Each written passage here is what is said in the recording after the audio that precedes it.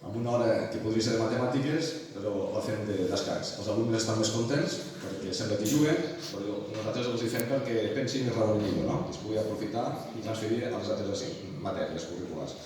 Aleshores, la petita sessió d'avui ho explicarem sobre la gamificació dels escacs, com a metodologia innovadora, que ja fa uns anys que hi és, com se pot aplicar als escacs i de retruc com se podria fer a qualsevol assignatura.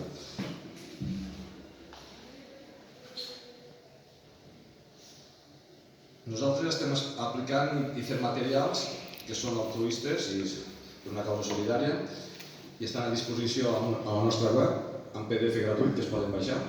Llavors treballem els escacs educatius, no els escacs d'esport. Els escacs d'esport ja fan els clubs per aconseguir jugadors, nosaltres ho fem per aconseguir alumnes que raonin millors i en teoria siguin més competencials, que és el que ens demanen ara actualment a la societat.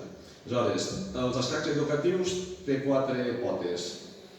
Les matèries curriculars, per això ho fem a l'escola, la transversalitat, que serveix per enllaçar amb projectes i treballar a través d'altres matèries, les intel·ligències múltiples de la teoria del Gardner i la gamificació per intentar-ho fer més atractiu encara.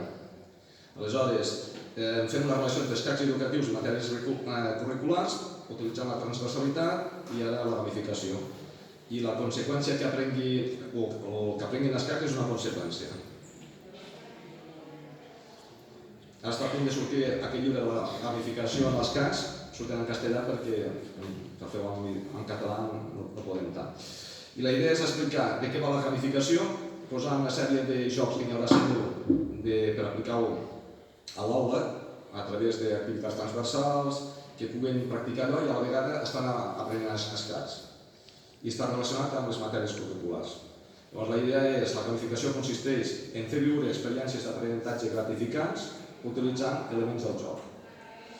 Perquè gamificar l'aprenentatge del joc dels escacs és el repte que nosaltres volem aconseguir, encara que els escacs per si ja és un joc. Doncs el que volem fer és la metodologia que sigui gamificada.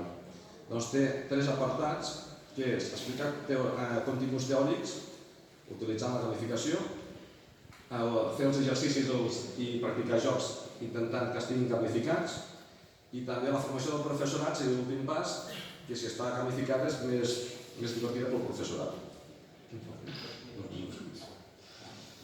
Aleshores, dintre de la gamificació hi ha un capítol que és els 101 jocs que tenen 3 tipologies de jocs.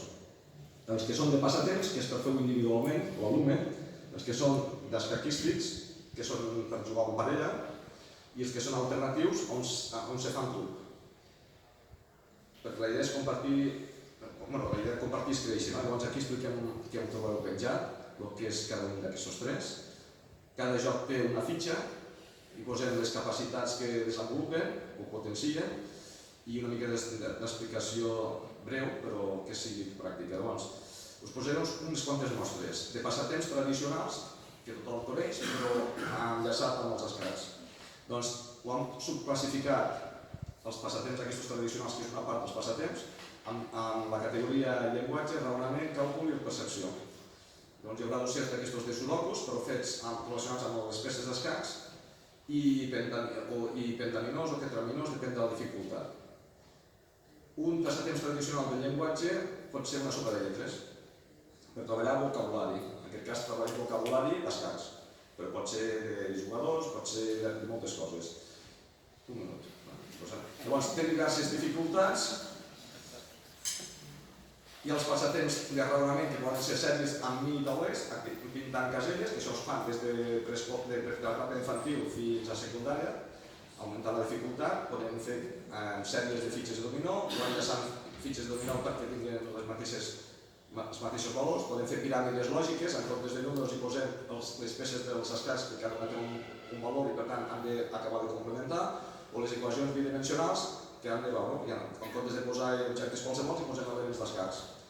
I també treballem la percepció, en aquest cas és un laberint, que han d'anar d'una punta a l'altra a través d'una casella a l'altra, i hi ha 2 propietats de les que hi ha aquí, que s'expliquen. Això ho trobareu ja al PDF que penjarem.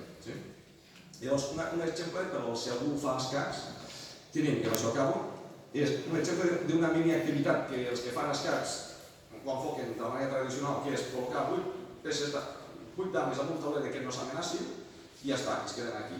Llavors l'alumne millor es passa difícil per a ells i es bloquegen. Nosaltres ho plantegem des de l'àmbit competencial, transversal i planificat, que es pot fer molta cosa. Es pot fer una història prèvia, que pot ser la dama dels escacs o el que sigui, per donar-li una mica de salts abans. Després, en comptes de fer el 8x8, comencem per un 4x4. I llavors han de posar 4 dames, que aquest és bastant fàcil i només té 2 solucions. Després poden fer el 5x5 i així. També podem estar acompanyat d'un multimèdia interactiu, que ho poden fer amb l'ordinador. Llavors ells ho mouen i ells mateixos comproven si allò que ho fan és correcte o no. Entonces,